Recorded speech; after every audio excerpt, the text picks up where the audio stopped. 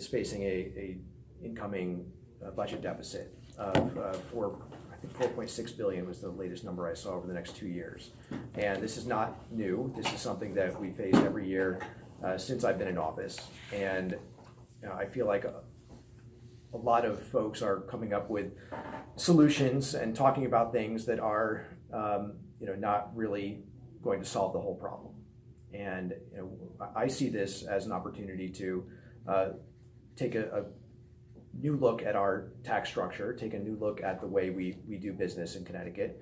We have a system where if you're a middle class family, if you're a blue collar family, you're probably paying anywhere from 15 to 25% of your income in taxes. And the wealthiest residents in our state are paying 5%. And I think the tax structure that is so heavily burdened on the middle class is really inhibiting economic growth and economic development. So I really see this as an opportunity to take a look at that structure. And if we're going to, we have two gubernatorial candidates that are talking about tax reform. They might have different ideas, but I think this is a real opportunity to delve deeply into that issue and come up with bipartisan policies that can move the state forward. Do you have any specific examples? Is it too early?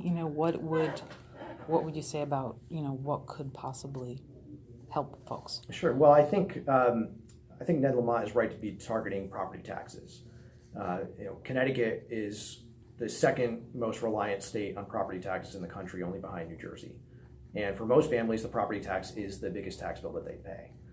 So I'm proud of my record helping to get more state aid for East Haven because right now we get about $22 million from the state. That's a quarter of the entire town budget, and it helps certainly keep the mill rate in East Haven somewhat stable.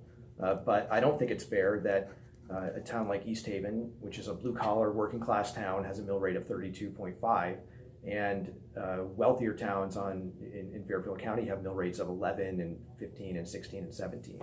To me, that creates a lot of inequity in our system. So, I look at studies that were done by Connecticut Voices for Children, which says if you were to implement a statewide mill rate for education spending, you could lower property taxes for 75% of Connecticut residents.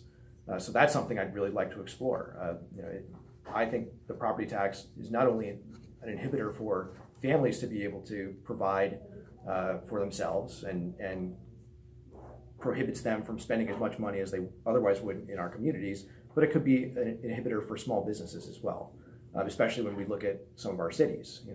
New Haven, Bridgeport, Waterbury, Hartford tend to have the highest mill rates in the state, and that is often cost prohibitive when we're lagging behind in Connecticut in terms of urban development and urban growth, and losing many young professionals because of that reason.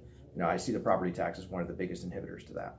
Would you? That's interesting. If there were a statewide mill rate for education spending, and I ask this because we've obviously sat at this table a number of times with many people. Mm-hmm. Would that take local control out of the hands of local communities? So if it's done in the way that Connecticut Voices suggests, no. Communities would still have the ability to spend money the way they want. If they wanted to raise more money, to spend more money on education, there's nothing prohibiting them from doing that. If they wanted to raise less to offset or do less than offset the cost, they could do so. We have a system kind of like this now, right, with the education cost sharing, where there's a formula that then sends money out to each municipality across the state. So this is just a different way to calculate it. So education cost sharing doesn't take away the municipality's ability to create their own policies and create their own spending for their public school system. I would not support a system that took away that local control. I think that's vital. It's just a better way of, frankly, distributing the money to keep people's property taxes lower. You said that report would help 75% of the people. Who are the 25% it wouldn't help? So most of them are the wealthier communities. By and large, they're the wealthier communities in the state. So the report was done in January 2017. If you go to the Connecticut Voices website, you can see that. I don't know all the communities off the top of my head, but. So what else? Obviously, the budget deficit, tax reform. What other things do you see on people's minds that you have addressed or hope to address? Well, one thing I've heard a lot from my constituents in East Haven is the concern about corporate welfare that has seemingly been a policy choice over the last several years. I think people are frustrated when they see multi-billion-dollar companies and large multinational companies getting tens of millions or hundreds of millions of dollars from the state, and then we at the same time see these big companies leaving, and we don't know why. So I think rather than trying to put money and dangle money in front of companies to say, hey, you should come here, or hey, you should stay here, why don't we create an environment that businesses want to be here and thrive? And again, I think you could do that by lowering property taxes, by investing in our transportation infrastructure. That's I think two of the biggest complaints that I've heard from the business community, that they're losing productivity for people being stuck in traffic. They're losing productivity in other ways. They're unable to afford to be in cities and be in areas with high mill rates. So I think rather than putting forward again tens or hundreds of millions of dollars to a company to move from a hedge fund company to move from one Fairfield County town to another, let's work to create an environment where everybody has a level playing field. We're not trying to bribe people to stay here or come here to create jobs. They want to be here. Well, and certainly there is feedback from the public when these companies do get money and then do leave. We felt that here with Alexion, right. And obviously Alexion didn't move everything, but they moved part of it. Right, and thankfully we were able to claw that money back as well. And so, right, but the initial feedback was, quite negative from the public. So, and we've been spending a lot of money doing that in the last several years, and when we're faced with a budget deficit where we're going to have to tighten the belt, I think that's a natural place to do so. You mentioned how important transportation was and people stuck in traffic and so forth. Did you vote for the lockbox? I did vote for the lockbox. You did vote for the lockbox? Yes. Okay. And where do you add on tolls here? So, I think if we're talking about tolls, we have to identify the problems, right? So the biggest problem is that our special transportation fund is going to be in deficit by 2020 if we don't make changes. I think the lockbox is a good thing, but at the same time, there is a perception that we're taking money from the special transportation fund and using it elsewhere. That has been done in the past, not very often, and oftentimes it was repaid back. But actually, in the last 2 to 3 years, we've been putting $250 million from the general fund into the special transportation fund just to keep it breaking even. So, that's obviously one problem, the special transportation fund, and making sure we have enough even to cover, the cost of maintenance. Two,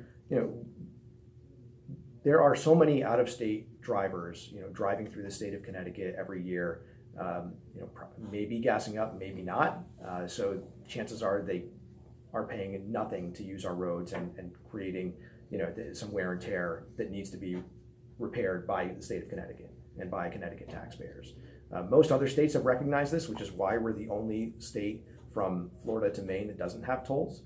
But I also recognize that the middle class is already paying a heavy burden in terms of our overall tax structure. So if we have to do tolls, I'd like to see it done in a way that's fair to Connecticut residents. So number one, create a Connecticut Easy Pass for giving Connecticut residents a discount, which I think there's broad support for.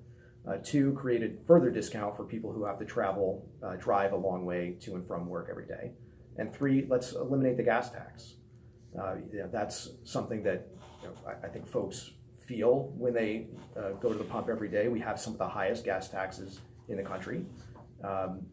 But if our goal is to be capturing revenue from out-of-state drivers and minimizing the impact to Connecticut residents, I think that could be a real game changer in terms of keeping Connecticut residents whole and improving the amount of revenue that comes in to improve transportation. So will eliminating that make but having tolls instead make up for the money you would lose by getting rid of the gas tax? Yes, based on the estimates that I've seen, from, there have been a couple of studies done in the past 2 to 4 years on tolls, and all of those studies seem to suggest that we make far and above, and particularly from out-of-state drivers, if we implemented a plan that gave Connecticut residents an easy pass discount and then a commuter discount, that a good portion, between 40 and 50% of the revenue would come from out-of-state drivers, and that would more than make up for eliminating the gas tax. Because out of state